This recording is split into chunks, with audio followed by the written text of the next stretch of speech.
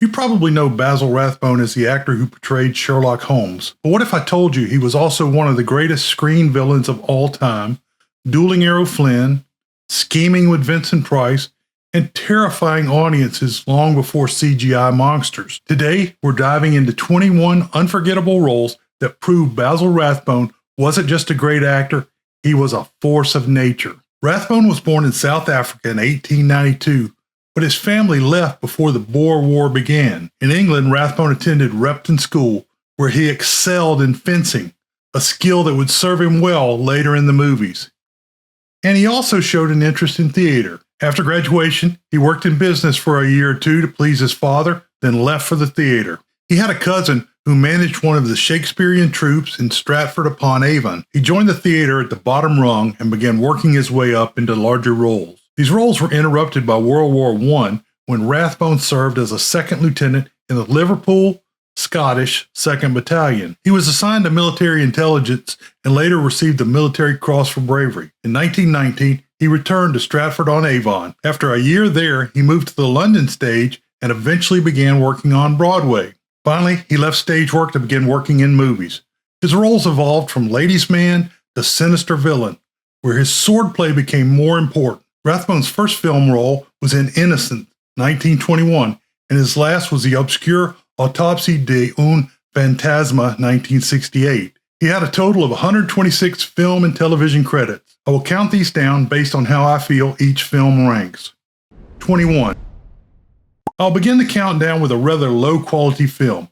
However, this film represents an important era in Rathbone's movie career. Rathbone played the evil wizard Lodak in The Magic Sword 1962, a film that falls far below his norm. However, he often took this type of role near the end of his career. The film was directed by Burt I. Gordon. It's a bad but funny movie, as the Great Wizard was defeated by Sybil, played by the hilarious actress Estelle Winwood. The hero, Sir George, was an early role for Gary Lockwood, who went on to appear in the second pilot for Star Trek The Original Series from 1966 to 1969, and as the Star Child in 2001: A Space Odyssey, 1968.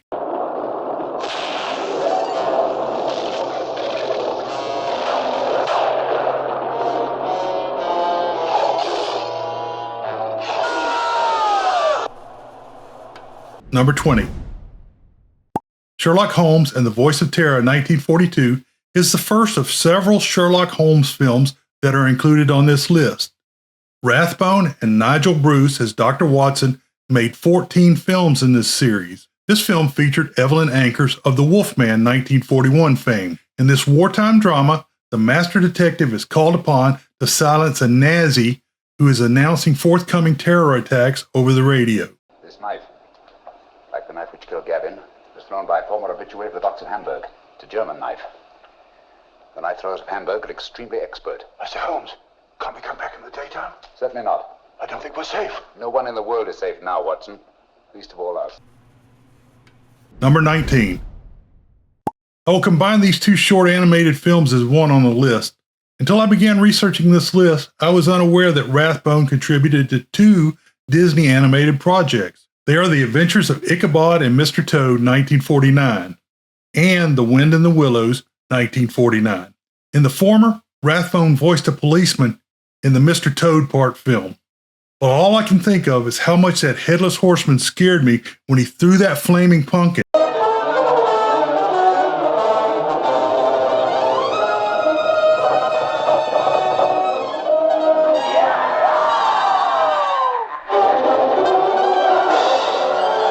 In the latter film, Rathbone voiced the narrator.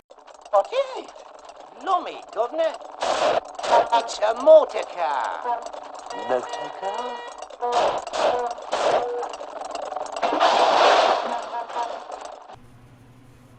Number 18. In The Scarlet Claw, 1944, another Sherlock Holmes adventure, Rathbone, as Holmes, investigates grisly murders in a town of La Morte Rouge. Doesn't that mean the Red Death? The villagers believe the killings were done by a monster, but Holmes suspects it is someone hiding in the village. Well, gentlemen, our search for the monster has ended where it began, on the marshes. Hey, Watson? Watson, where are you? Why isn't he here? He was with us a minute ago. Watson! Here I am, Holmes. Where are you? I've fallen in another hole. Number 17. The Black Cat, 1941, is a whodunit with an amazing cast. Not only Basil Rathbone, but Bela Lugosi, Broderick Crawford, Alan Ladd, and Gail Sondergaard. In this film, an elderly woman lives alone with her cats. As she nears death, family and others gather with an eye for what they can walk away with. Not wanting to wait as she recovers, someone murders the woman, leaving a mystery for the family and the others. How is she, Doctor? You'll be pleased, I'm sure, to know that Mrs. Winslow is still violating all the laws of science. She should be dead, but she's very much alive. Number 16. In Dressed to Kill, 1946, Basil Rathbone as Sherlock Holmes becomes intrigued when a friend of Dr. Watson recounts a robbery that resulted in the theft of only a cheap music box. Holmes's investigation reveals that a set of music boxes contains the answer to some missing engraving plate. It's morning. Allow me to congratulate you on a brilliant bit of deduction.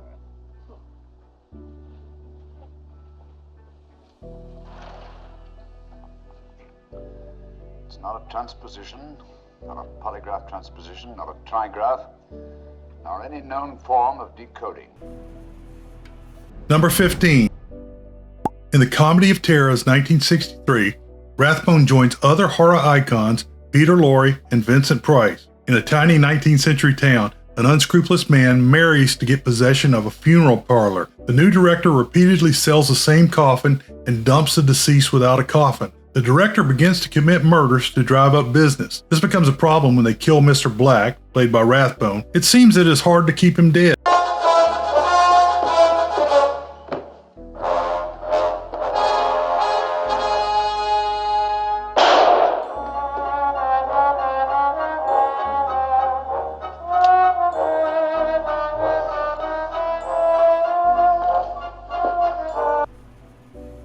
Number 14. The Pearl of Death, 1944. Evelyn Ankers joins Rathbone for another Sherlock Holmes adventure. On this adventure, Sherlock shows that the valuable Borgia pearl is in danger of being stolen. While Sherlock is demonstrating, the pearl is stolen from the museum. Sometime later, murders begin to occur where the homeowners have their back broken and fragments of china are strewn across the house. Soon, Sherlock realizes that all the broken china comes from busts of Napoleon. He now knows who the murderer is and how to catch them. Sounds like Dressed to Kill, 1946. Reach into the inside pocket of that coat that you're about to throw aside. Open it. Take out what you see. Your fingers have now closed on a matter of 50,000 pounds. What? Can't be real. Real as death, old fellow. The blood of 20 men upon it, down through the centuries. Number 13. A lot of the film Terror by Night, 1946, takes place on a train as Sherlock is hired by Lady Margaret and her son, Roland Carstairs, to guard a 423-carat diamond known as the Star of Rhodesia, which was Lady Margaret's wedding gift. Holmes replaces a diamond with a fake before the diamond is stolen and Roland is murdered. Holmes pursues a string of false leads until he realizes that the murder was committed by one of Professor Moriarty's associates.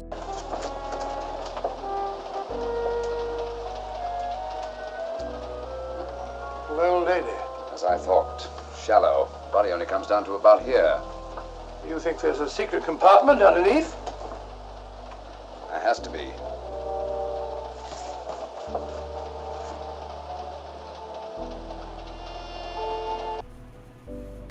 Number 12. The Roger Corman directed Tales of Terra 1962 consists of 3 separate horror tales. 2 other masters of horror, Peter Lorre and Vincent Price, are featured in the 3 tales, along with Rathbone, who appears in the segment The Case of M. Valdemar. Vincent Price, as Ernest Valdemar, is terminally ill and in great pain. He hires Carmichael, played by Rathbone, to hypnotize him to relieve the pain.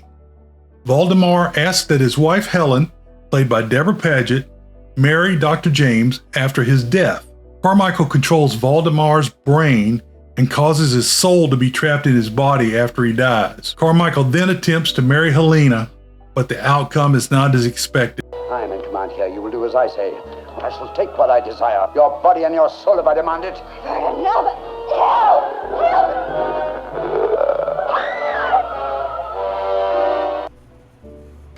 Number 11. In We're No Angels 1955, three Devil's Island convicts, Humphrey Bogart, Peter Ustinov, and Aldo Ray, arrive on an island and pretend to be roofers. This is done so they can case the store that the Ducatels run. The convicts soon discover that the family is in financial straits and they help alleviate some of the problem. When the evil cousin of the Ducatel family arrives and threatens to take the store away from the family, the convicts use a special pet to fix the problem. Cousin Henri. Quite a welcome. 24 hours in port on an overheated ship. 8 hours trying to convince an idiotic witch doctor that I've never been exposed to the bubonic plague. And when I finally come ashore, I'm greeted by a reception committee from the penitentiary. Number 10. In The Adventures of Marco Polo, 1938, Gary Cooper offers a somewhat humorous portrayal of the Venetian explorer Marco Polo. The great Kubla Khan accepts the explorer, and over time, Polo and Princess Kukachin, played by Sigrid Guri, begin to fall in love. The Khan's devious henchman, Ahmad, played by Rathbone, wants to marry the princess and steal the throne. He seems like the model for Jafar in Aladdin.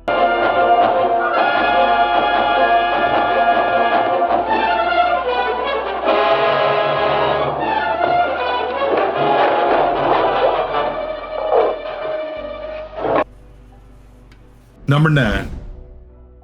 The Court Jester 1955 is riotously funny, not just because of Danny Kaye, but mostly because of the presence of Glynis Johns as Maid Jean. A false king sits on the English throne, and the true king is a small infant. Maid Jean and Herbert Hawkins, played by Danny Kaye, are trusted by the Black Fox to transport the infant to the capital. When they meet a court jester named Giacomo, they replace the funny man with Hawkins. Problems arise when the false king's daughter, played by Angela Lansbury, falls in love with Hawkins as Giacomo, and the evil Sir Ravenhurst, played by Rathbone, has hired the real Giacomo as an assassin.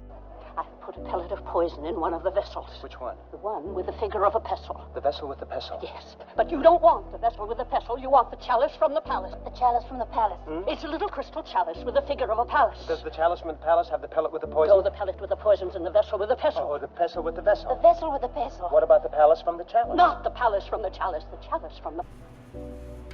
Number 8. The Tower of London 1939, which is loosely based on the War of the Roses, a conflict in which the House of Lancaster and the House of York fought for control of England. Rathbone is Richard, Duke of Gloucester, and has several people between him and the throne. He keeps small dolls of each of them in the cabinet and burns them as he kills off the competition. Richard is aided by a club-footed executioner named Mord, who is played masterfully by Boris Karloff. When Richard kills the hapless Duke of Clarence, played by Vincent Price, he becomes Richard III, King of England. However, all that Richard III has to do is defeat the last of the Lancastrians and Tudors, but when the battle begins, things don't go as expected.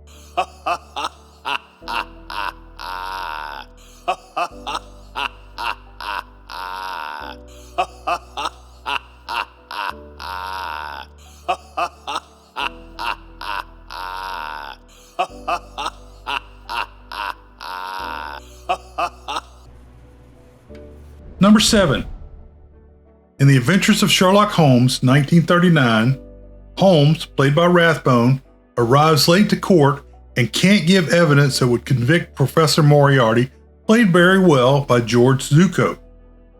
Moriarty taunts Holmes and says he will pull off the crime of the century to discredit the sleuth. A woman named Anne, played by Ida Lupino, comes to Sherlock saying she fears she is going to be murdered. Later, Moriarty tries to have her murdered, but Holmes prevents the killings. Holmes discovers clues to Moriarty's planned heist of the crown jewels from the Tower of London. You know, construction of the Tower of London was began by William the Conqueror in 1066. During a fight on the roof of the Tower of London, Moriarty falls to his death. Strange music. It didn't begin and didn't end. It just went on and on. What was it about the music that frightened you? I heard it once before, Mr. Holmes. Only once, when I was a little girl in South America. The night my father was killed. Number 6. In my opinion, The Hound of the Baskervilles, 1939, is the best of the Rathbone Sherlock Holmes films. Sir Charles Baskerville dies fleeing something on the moors. Sir Henry, his son and heir, arrives at the estate from Canada. A friend, Dr. Mortimer, played by horror master Lionel Atwell, approaches Sherlock and claims the heir is in danger due to a family curse carried out by the Hound of the Baskervilles. Sir Henry meets the beautiful Beryl Stapleton and her brother, John. It is not long before Henry and Beryl fall in love. Henry's housekeepers are likely suspects, with the husband, Mr. Berryman, played by another horror icon, John Carradine. Henry's boot was stolen in London, and the housekeepers make lantern signals across the moor. After an escaped convict, who is the brother of Mrs. Berryman, is killed, Sherlock allows Sir Henry to think the case is solved while he sets a trap for the killer. Sherlock determined that the killer is John Stapleton, who is also related to Sir Henry. He has been starving a Great Dane and giving it the scent of potential victims.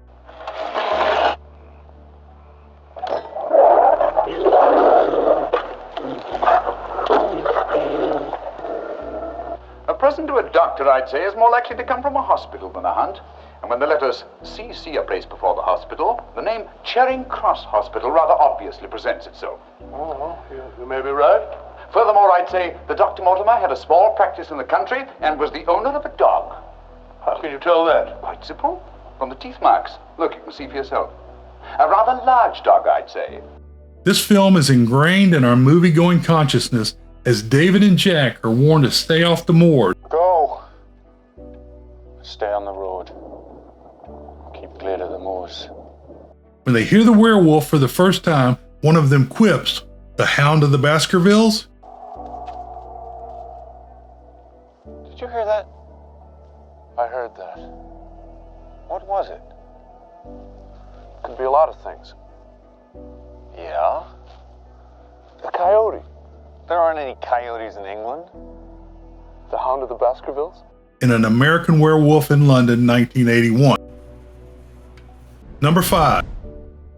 In The Mark of Zoro, 1940, Rathbone is again an outstanding bad guy playing the role of Captain Esteban, the military commandant of the false Alcalde. He is particularly lecherous as he simultaneously attempts to steal the Alcalde's wife, played by Gail Sondergarten, and marry Lolita Quinteros, played by the lovely Linda Darnell. This movie features the first of 3 notable sword fighting scenes.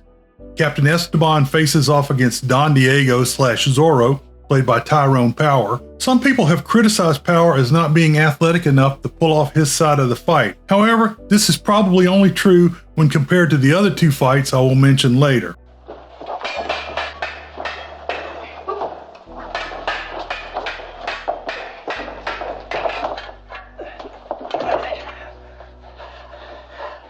I needed that scratch to awaken me.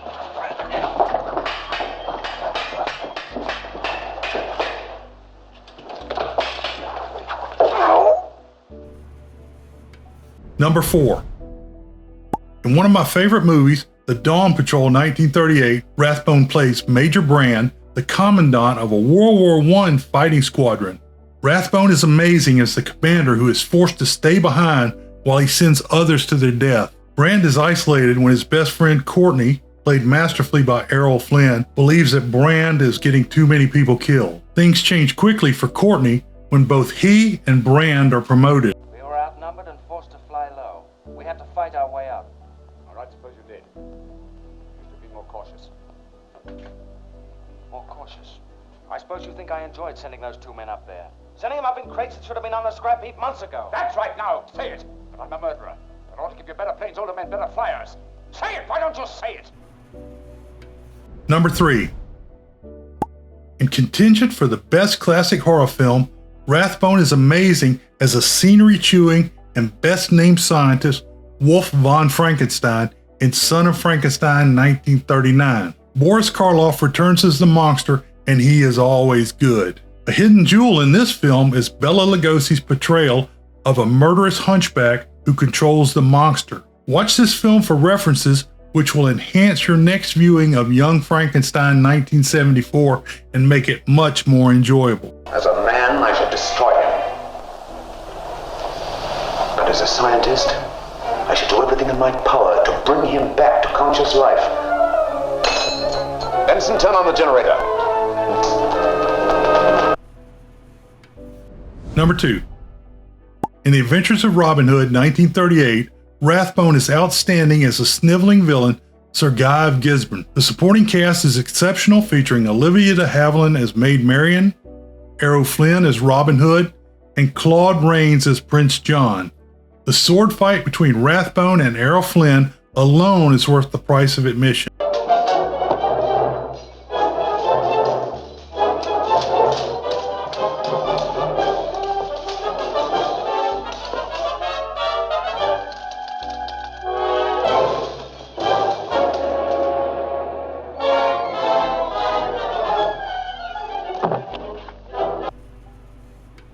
Number 1.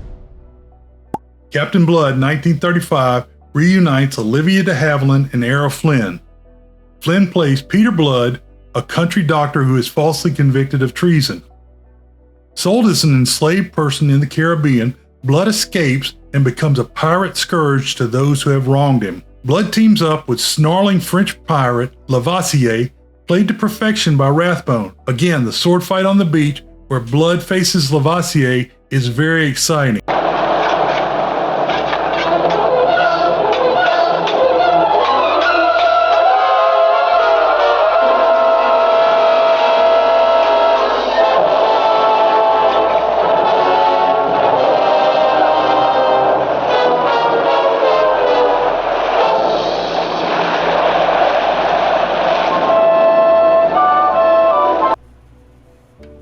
Following World War II, Rathbone returned to the stage, trying to shed the stereotype of Holmes. However, this was not successful, but he did continue to work in movies until his death. Rathbone didn't just play villains or heroes, he commanded the screen. And though he tried to escape Holmes' shadows, maybe that's fitting, because like Holmes, Rathbone was brilliant, enigmatic, and unforgettable. I could easily add another 21 film titles to this list. Although Basil Rathbone is considered a great actor, I believe he is one of the finest actors to have ever graced the screen. Let me know in the comments what your favorite Basil Rathbone movie is. Did I miss a great villain, or is Sherlock the hero your top pick?